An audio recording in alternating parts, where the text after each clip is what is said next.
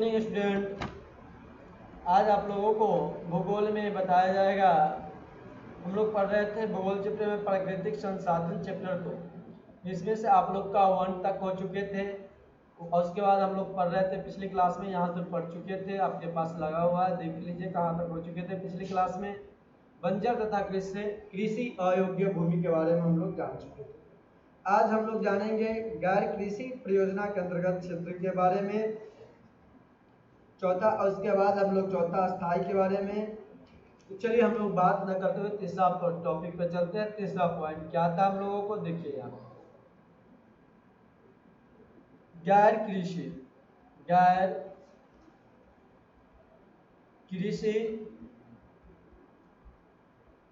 परियोजना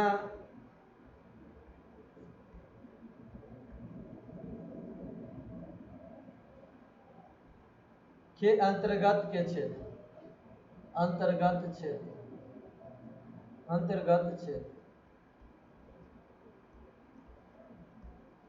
अब गैर कृषि परियोजना के अंतर्गत क्षेत्र, तो गैर कृषि परियोजना में लगाई गई भूमि के अंतर्गत क्या क्या आते हैं, तो बस्तियां आती है, रेल लाइन आती है। इसके अंतर्गत क्या क्या आएगी, तो देखिएगा आप लोग, रेल आएगी। क्या आएगी?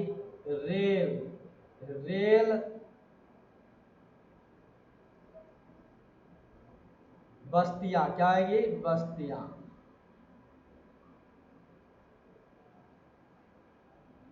बस्तियां आएंगी।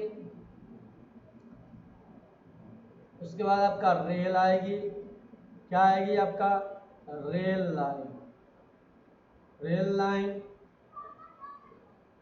लाइन के बाद क्या आएगी? आपका रेल लाइन के बाद आपका उद्योग आएगा। उद्योग आएंगे इत्यादि। तो आपका गैर कृषि परियोजना के अंतर्गत बस्तियां, रेल लाइन, उद्योग ये सब आते हैं। ये 1960-61 की तुलना में 2002-03 में इसकी क्षेत्रफल में वृद्धि थी। 1960-61 की तुलना 2002-03 में करें तो 2002-03 में वृद्धि हुई थी बस्तियां में, रेल लाइन में, उद्योगों में वृद्धि हुई थी। तीसरा, अब चौथा बात ध्यान रखिएगा आप लोग, क्या है चौथा हम लोगों का? चौथा क्या है, ध्यान देने की चीज है, आप लोग ध्यान रखिएगा। अस्थाई चरगाहों तथा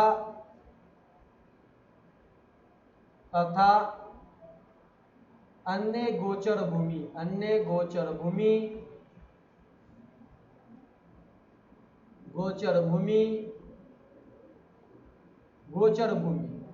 तो समझिए ध्यान से आप लोग, यहाँ पे अस्थाई चरगाह तथा अन्य गोचर भूमि। तो बाबू आप लोग ध्यान से देखिएगा, यहाँ पे क्या होगा, तो अस्थाई चरगाह के अंतर्गत भी भूमि की कमी है। आप अस्थाई चरगाह के अंतर्गत देखिए तो भूमि के क्या है? कमी है। इससे कृषि पर पशु की संख्या भारी दबाव स्पष्टता होती है। इस पर भारी दबाव क्या होती है? कृषि का अस्पष्टता। पशुधन की इतनी बड़ी संख्या के लिए चारा उपलब्ध कराना आसान कार्य नहीं है। पशुधन को इतना आसान तरीके से क्या करना, कार्य कराना आसान नहीं होता है।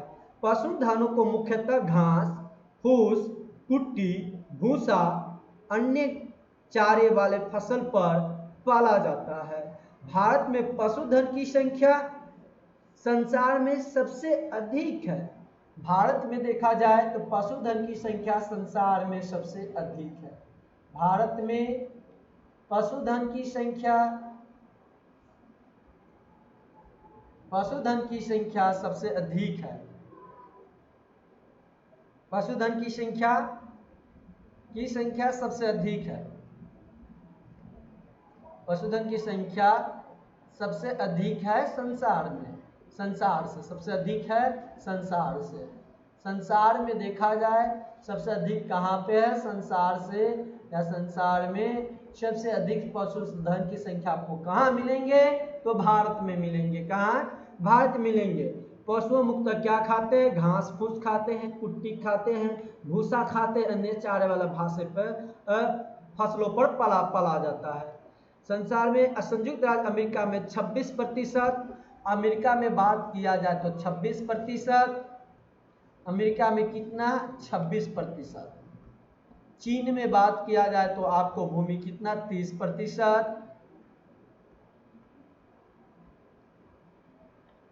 चारगाहा भूमि, जबकि भारत 2002-3 के मात्र 3 हमारे यहाँ मात्र कितना है, भारत में मात्र आपको 3.45% चारगाहा भूमि है, जो 1960-61 की तुलना में कम है। 1960-61 में हमारे यहाँ अपने भारत देश में बहुत इससे अधिक थे जनसंख्या चरगाहा का, लेकिन अभी कमी है, अभी 3.45% है। हमारे यहाँ संख्या में पशुओं की जनसंख्या संसार में सबसे अधिक है, लेकिन देखा जाए तो भूमि में चरगाहा की कमी बहुत ही कमी है। दूसरे देशों की तुलना में भी हम लोग देखें, अमेरिका देश की तुलना में, चीन देश की तुलना में, तो हमारे यहाँ 9 गुना 10 गुना के लगभग कम है, 8 गुना 9 गुना के लगभग में कम है। इस बात का ध्यान रखिएगा दूसरे देश से।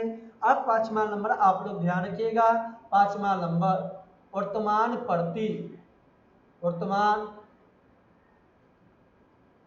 प्रति भूमि या अन्य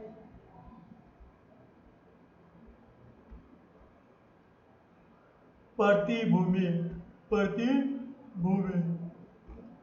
वर्तमान प्रति या अन्य भूमि प्रति के बारे में आप लोग ध्यान से देखिए। यहाँ पे ध्यान से देखिएगा आप लोग, क्या कंडीशंस है आप लोगों को।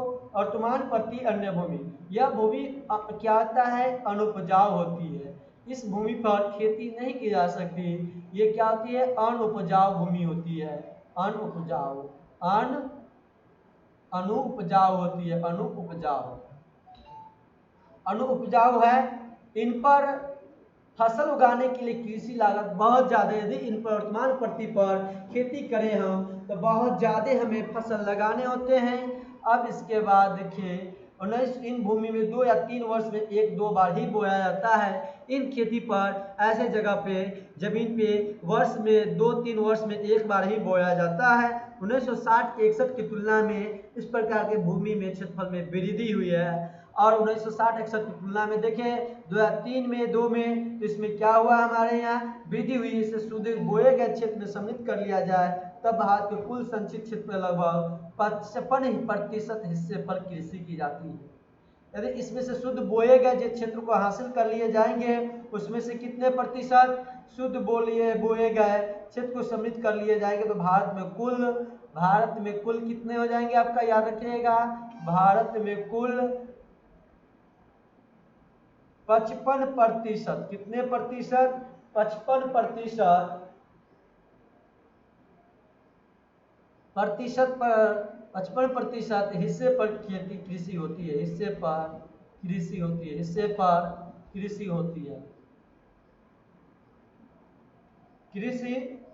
हो सकती है। कितने प्रतिशत पर, तो भारत में कुल 55% के हिस्से पर कृषि हो सकती है। अब याद रखिएगा, इसके कारण उबड़ खाबड़ स्थलाकृति होती है, बलुई होती है, शुष्क क्षेत्र में चट्टान, ढलान, जल सुविधा का अभाव होते हैं। शुद्ध बोया, छठा देखिएगा आप लोग। अब देखिए, अब यहाँ पे आपको ये पता चल गया। अब हम लोग छठा देखते हैं, क्या छठा क्या, कृषि योग्य बंजर भूमि, कृषि योग्य बंजर भूमि,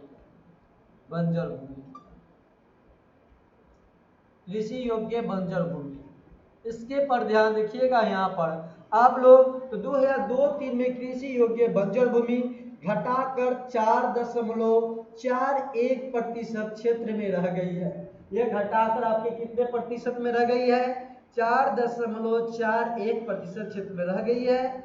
भूमि का यह एक ऐसा भाग है जो कृषि योग्य होता है। अब भूमि के एक ऐसा भाग है जो कृषि योग्य होता है। ये क्या होता है, कृषि योग्य है, किंतु इस समय इसका उपयोग नहीं किया जा रहा है। इसका उबड़ खाबड़ स्थलाकृति, बलुई तथा शुष्क क्षेत्र के चट्टानी ढाल, जल सुविधा का क्या है, इसमें जल का अभाव है, कमी है। इसके लिए कृषि योग्य बंजर भूमि 2002-3 के बंजर भूमि घटकर यह कितना हो गया, घटकर ये आपका हो गया 2002-3 में 4.41% हो गया है।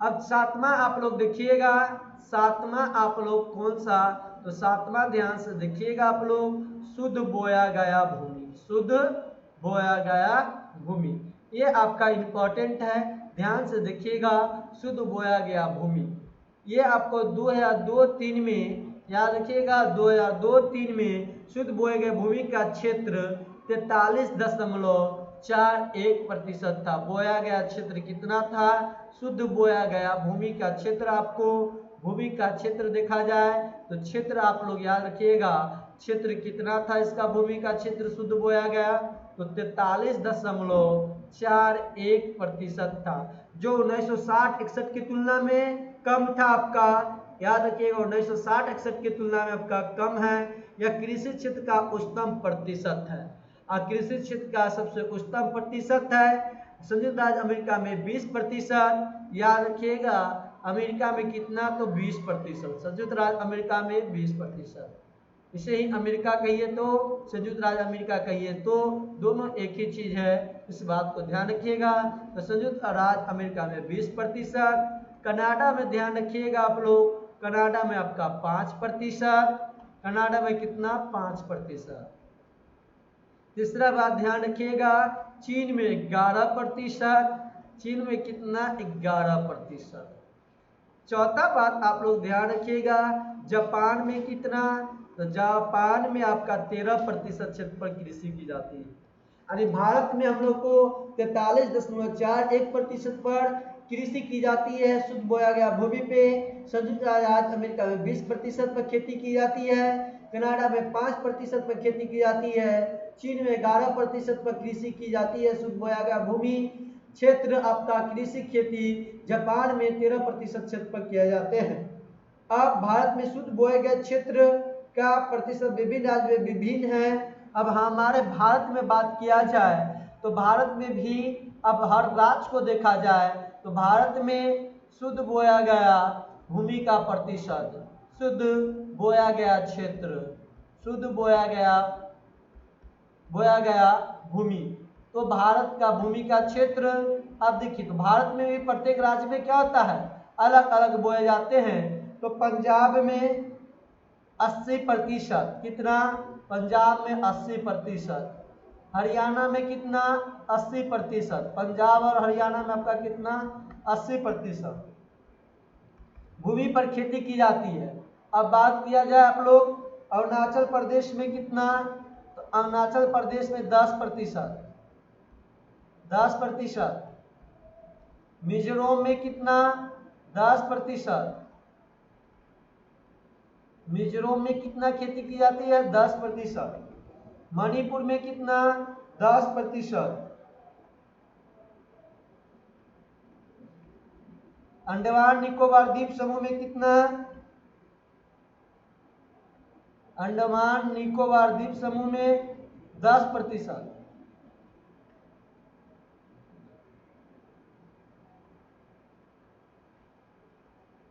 10%। भूमि पे बढ़ते दबाव को देखते हुए सभी प्रकार का उपलब्ध भूमि का नियोजित उपयोग किया जाना चाहिए। भूमि का विभिन्न उपयोगों को, जो भूमि का विभिन्न उपयोगों के बीच एक निश्चित संतुलन रखना भी जरूरी है। मृदा प्रवर्धन और मरुस्थलीय के बीच तारण को रोकना आवश्यक है। इनके कारण कृषि योग्य भूमि बंजर भूमि में बदल सकती है। जो कृषि योग्य भूमि है क्या बंजर भूमि में बदल सकती है, जो कृषि योग्य भूमि भी बंजर भूमि में बदल सकती है। और बंजर भूमि का उपयोग दूसरे कार्य में किया गया है जा सकता है। भूमि को उत्पादकता बनाए रखने के लिए वैज्ञानिकों ने विधियों का प्रयोग किया जाना चाहिए। जो वैज्ञानिक विधियां हैं उनका उपयोग करना चाहिए, उनका प्रयोग करना चाहिए। और अतः समृद्धशील भारत के लिए भूमि हरे टुकड़े को समुचित उपयोग करना जरूरी है। चलिए अब हम लोग शुरू करते हैं भू संरक्षण।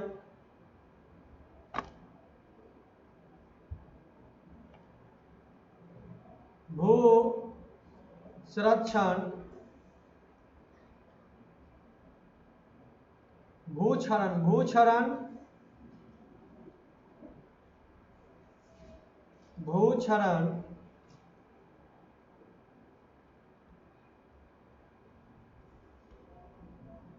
और भू संरक्षण।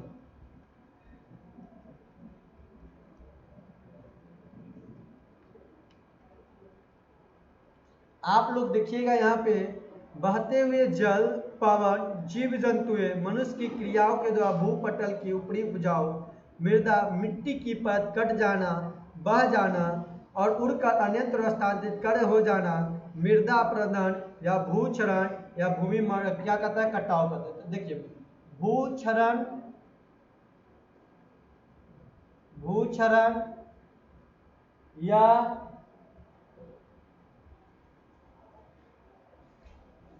भूक्षरण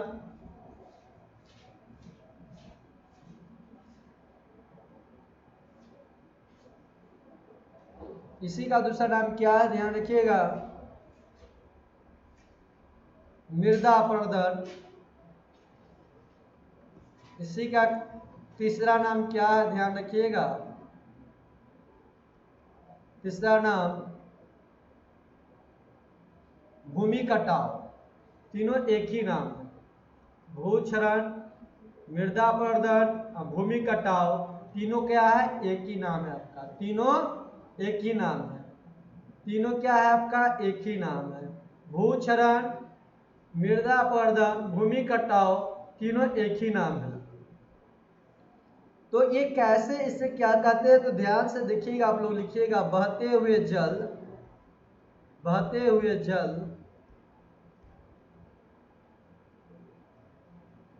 बहते हुए जल, पवन, जीव जंतुओं, जीव जंतुओं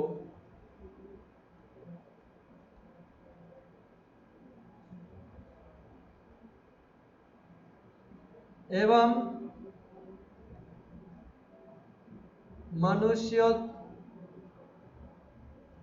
मनुष्यों की क्रियाओं कर लीजिए, क्रियाओं द्वारा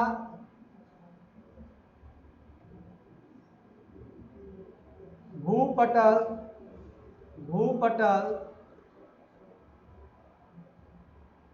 की ऊपरी उपजाऊ मृदा मिट्टी की परत के कट जाने,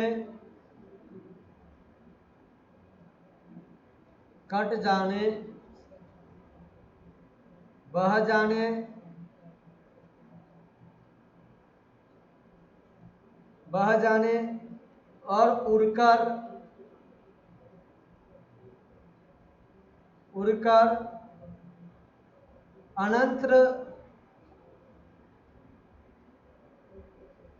अयंत्र स्थानांतरित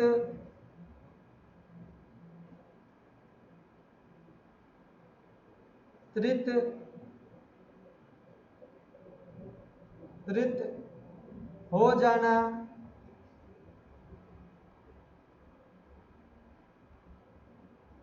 जाना क्या कहलाता है, भूमि कटाव कहलाता है। हो जाना भूमि कटाव कहलाता है, भूमि का कटाव कहलाता है, भूमि का कटाव या भूक्षरण या क्या कहलाता है, मृदा अपरदन कहते हैं। तीनों एक ही चीज को कहते हैं, याद रखिएगा, कहते हैं। तो बहते हुए जल, पवन, जीव जंतुओं मनुष्य की क्रियाओं के द्वारा ऊपरी परत को उपजाऊ की मिट्टी परत को कट जाना, बह जाना, उड़कर अन्यत्र संस्थानित हो जाना भूमि का कटाव या मृदा अपरदन या भूक्षरण कहते हैं।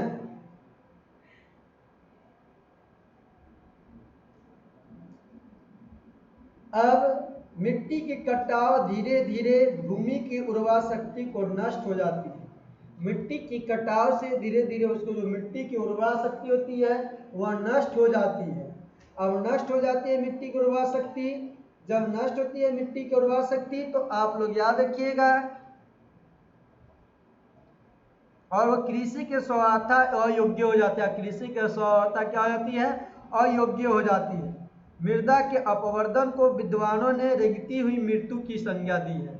विद्वान ने क्या क्या है मृदा को? ध्यान से सुनिएगा आप लोग। मृदा को विद्वान ने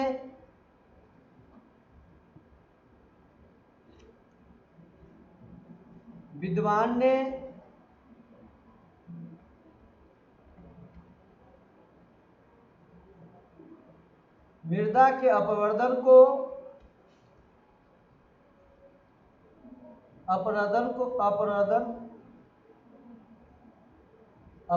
को रेंगती हुई मृत्यु कहा है। रेंगती हुई मृत्यु कहा है।